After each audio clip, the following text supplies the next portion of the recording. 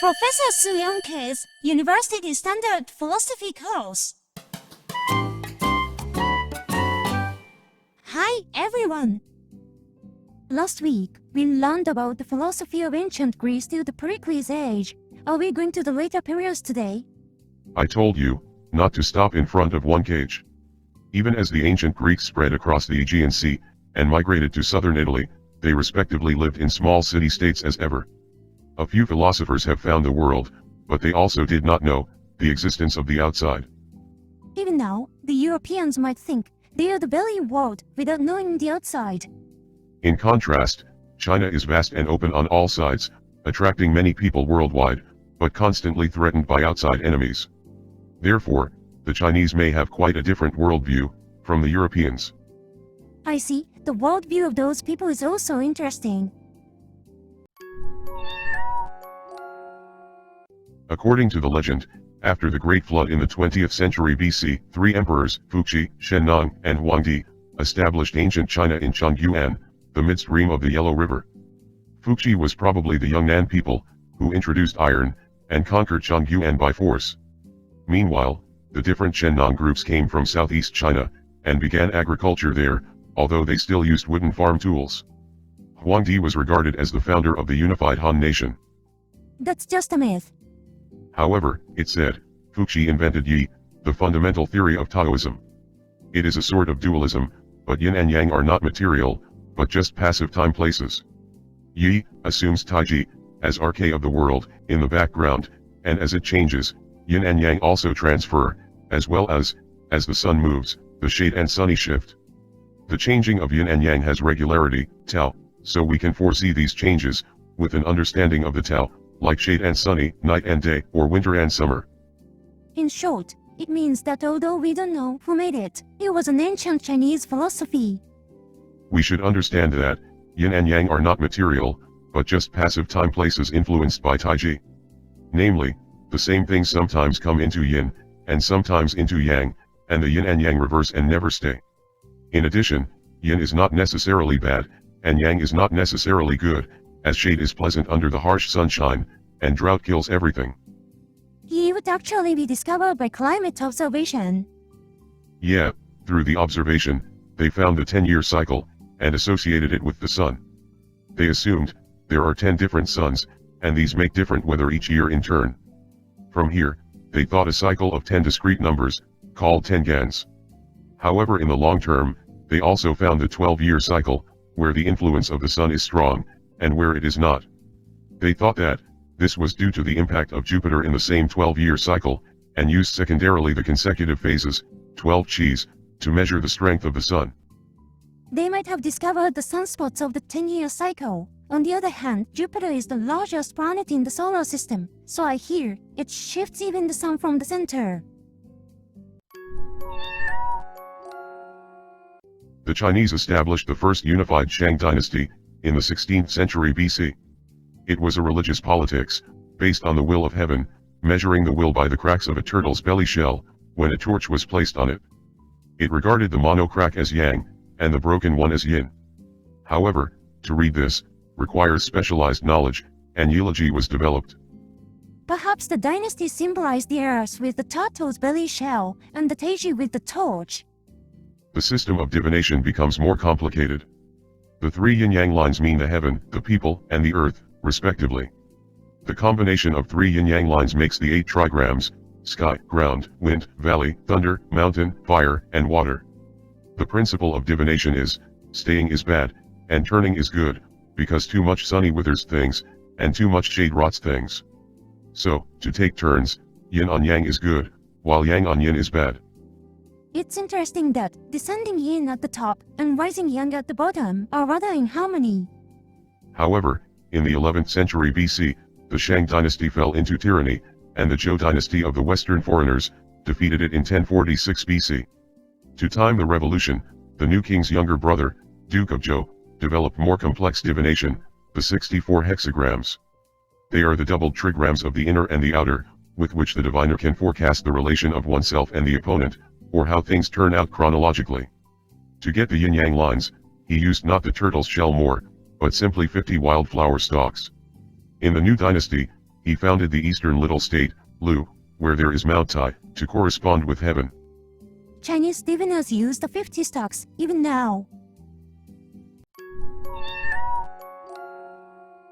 However, it was difficult for the western foreign Zhou dynasty to rule the vast China. Duke of Zhou created a feudal courtesy system, Li, but the lords would not follow it. In addition, King Yu was infatuated with his mistress and brought the country into the turmoil of state conflicts in 771. Eulogy was no longer the monopoly of the dynasty, and each lord employed diviners. Thus, the authentic text of Eulogy, Yijing, was established in the name of Fuxi and the Duke of Zhou. From the beginning, it would be difficult for anyone to unify and govern such a large country. However, as long as the unity of the state had been lost, the situation could no longer be explained by Taiji alone. So, the diviners invoked their traditional natural philosophy. They thought, nature was made of 5 materials: wood, fire, mud, metal, and water. These materials have unique influences on the others, qi. Wood grows fire, fire grows mud, mud grows metal, metal grows water, and water grows wood, and this positive circulation is called mutual growing. Vice versa, wood hinders mud, mud hinders water, water hinders fire, fire hinders metal, and metal hinders wood, and this negative one is called mutual hindering. This would be a true philosophy without myth. The 5 Qis theory went well with the eulogy. 10 Gans were regarded as the doubling of 5 Qis by yin-yang, namely, yang wood, yang fire, yang mud, and so on. This fusion allowed the 5 Qis theory to discuss compatibility over time. As a result, Yiluzi incorporated the 5 Qis into divination. They thought, various things are a mixture or component of these materials. Human bodies, states, and even planets have the nature of the materials, and are under the influence of the relations of their materials. Therefore, when something is wrong, we should fix and arrange it, with medicine or policy, to compensate for the shortage, or reduce the excess. That would no longer be divination depending on heaven's will, but rather a practical philosophy, Taoism. Laozi was a legendary philosopher, who wrote Tao Jing and De Jing, and established Taoism. The former explains the Tao, and the latter shows a good life along with the Tao. However, in fact, these texts were written by multiple anonymous scholars, over a long period, so they contain contradictory thoughts. China has too many classics whose true authors are unknown. This is probably because they are authoritarian and worship the ancients. According to him, Tao is the natural course of things, but it is not the absolutely ruling law, so things may sometimes go off course. However, even if so, they must return to the original course. Therefore, he said, we should live along the way without vain selfishness, where things originally go. It is similar to Buddhism. Famous Confucius was, in fact, one of the Taoists too. According to the legend, he directly met Laozi. He disliked divination based on chance, Shang Shu Yi, but he also could not agree with Laozi, who let all be in nature, without doing anything. He studied Tao from Yijing as Yi Li Yi, said Yin Yang Zhu Yun, namely, Yin Yang rules the course of things, so he analyzed situations intelligently, without divination, and sought to put things back on their proper course, through his political activities. That was the very practical philosophy. However, during the turmoil, Taoism also became a religion. The legend tells that, Fuxi discovered Yi, Shennong invented agriculture, and Huangdi unraveled medicine. So in common Taoism, people worship them as the 3 divine emperors for luck, harvest, and health, at the Tao temples. These would be the 3 major wishes of the common people, anywhere and at any time. Following Laozi's teachings, some tried to become holy hermits with supernatural powers, like walking on water and flying in the air. They undertook rigorous training in deep mountains, as Tao Shis. However, many could perform only meaningless spells and rituals for people, as Fang Shis. Furthermore, some pretended to be the well-trained Tao Shis, selling dubious divination and useless medicines, at high prices in markets, as Shusis. But, some of them were, the true pioneers of chemistry. A wakeboard or a glider allows us to run on water or fly in the air, or perhaps using resonance, they drew the force of nature like laser beams. Politics became more chaotic, in the 5th century BC of the Warring States period. Lode sought eulogists as advisors, whether Shang Shuyi with divination or Yili Yi by analysis. However, until then, war was only once a year during the agricultural off-season, but now, they had to fight at any time with all sides. 4 seasons and 4 directions go well with the 8 hexagrams, but not with 5 Qis. Some assigned wood, fire, metal, and water, to the east, the south, the west, and the north, or spring, summer, fall, and winter, and considered the rest mud, as the center, or the unstable transitions. However, others proposed different ways, so eulogy became confused. Yin, Yang, and 5 keys were originally different systems, so it is inherently impossible to reinterpret them. Besides eulogists, many scholars proposed to the Lodes how to win and unify China. They were called the various masters of 100 schools. Shi, which established a new dynasty in the 4th century BC, seeking to gain hegemony over China, invited many scholars, and encouraged them to conduct research and discussion. It is called the Jixia Academy. It would be the oldest university in the world. Mencius of the Confucianist Lu school also visited there, and promoted himself arrogantly. However, if one got involved in politics, one would get caught up in the politicians' intentions and conflicts, and be tossed about and exhausted, and one's life may even be put at risk. Therefore, the more talented a scholar was, the more he distanced himself from politics, and lived in seclusion, as Yin Shi's. Mencius's fellow Confucianist, Zhuangzi, also converted to Taoism, insisted on Wu Wei's Iran, and retired to the life of the ordinary people. In those days, no matter how much a lord liked one became embroiled in the fight between the powerful generals within the country, and one could easily be assassinated. Zhou Yan also learned Confucianism at the Jixia Academy, and studied history, with the theories of Confucius Yin Yang Zhu Yun, adding his Wu Deji Yun. He placed mud in the center, and considered wood and fire to be yang, while metal and water to be yin, and he thought dynasties transfer from mud trust, wood humanity, metal justice, fire wisdom, water decorum, to the first again, because the latter superior to the former. Yin Yang 5 keys of Taoism was combined with Confucian virtues. Legalism branched off from Confucianism, and advocated rewards and punishments. The Qin dynasty adopted it, and attracted many talented people, unifying China in 221 BC. The Confucianists criticized the Qin for disrespecting the traditional family system, so the Qin dynasty eliminated them. However, bureaucrats, who had been promoted by legalism, overtook the dynasty, and the Qin was defeated by the Han dynasty in 206 BC. History is always ironic. The Han appointed imperial relatives, even to local government positions, which revived the traditional family system, so that the Confucianists played an active role again, as their ritual masters. However, influenced by Taoism, the Han instead adopted Huanglaoism, leaving things in the field, following the legend of Huang Di and Lao Zi's policy. It would be the pioneer of the modern symbolic kingdom policy, saying king reigns but does not govern. Dr. Dong Zhongshu was a Confucianist, and made Confucianism the national school in 136 BC. He studied the Annals Junqiu, written by Confucius, and thought with Zhou Yan's Wu Deji Yun, that good or bad politics are reflected in heavenly grace and disasters. This historical critique of politics angered the emperor, and Dong was demoted.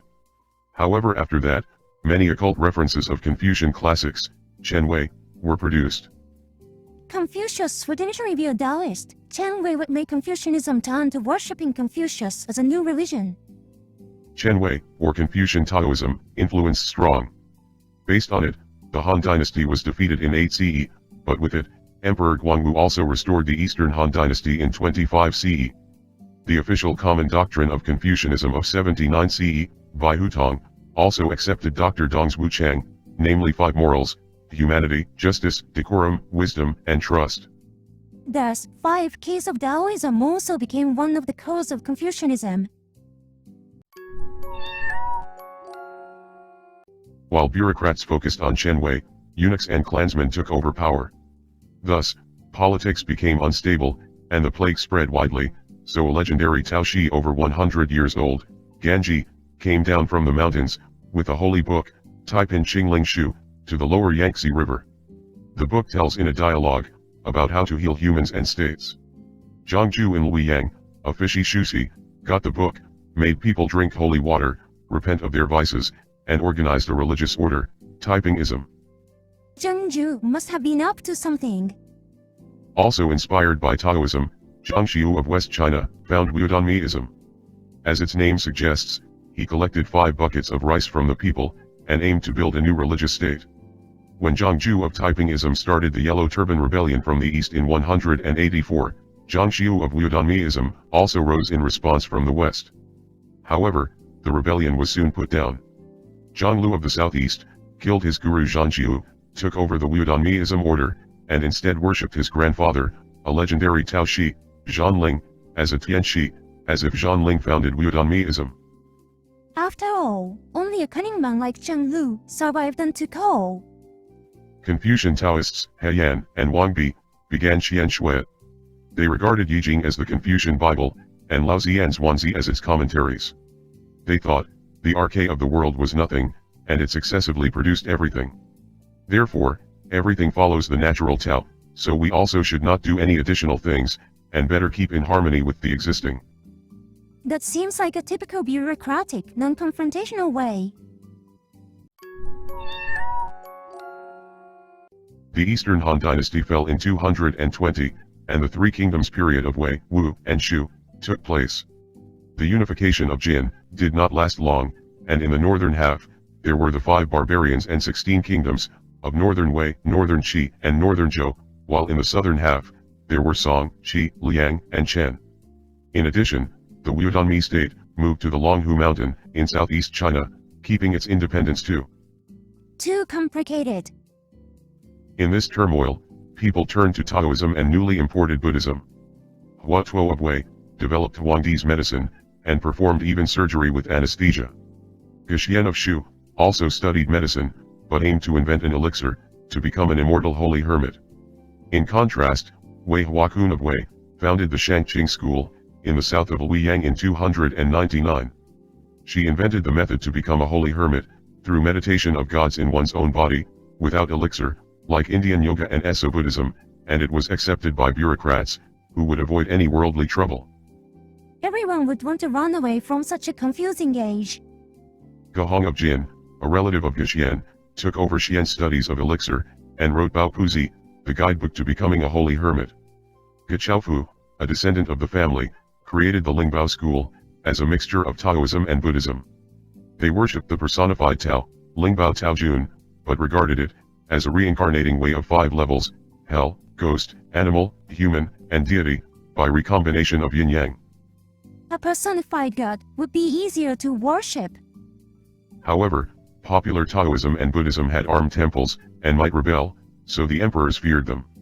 Therefore, a Tao Shi, Cao Jianji, criticized them and founded Neo-Tianjiism.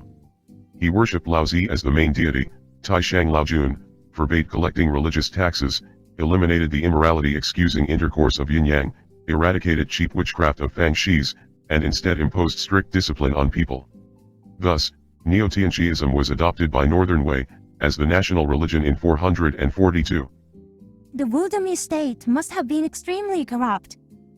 In opposition to those, Tao Hongjing of Liang in South China learned the Shangqing school, and systematized various gods and holy hermits, as polytheism, like Neo-Buddhism. He said here, Yuan Shi Tianzun, that personalized the world arche, over Lingbao Taojun and Tai Shang Laojun, and regarded them as the main deities, San Sheng. Where had Fuxi Shenlong and Huangdi gone? The founder of the Sui dynasty, Yang Jian, was born in a Buddhist temple, and believed in Buddhism, but the founder of the Tang, Li Yuan, abolished Buddhism and introduced the Confucian-based imperial examination, to promote bureaucrats. Still, the Confucian bureaucrats abused their positions, only to enrich themselves. It would have been just because Confucius would be less likely to rebel than Buddhists and Taoists.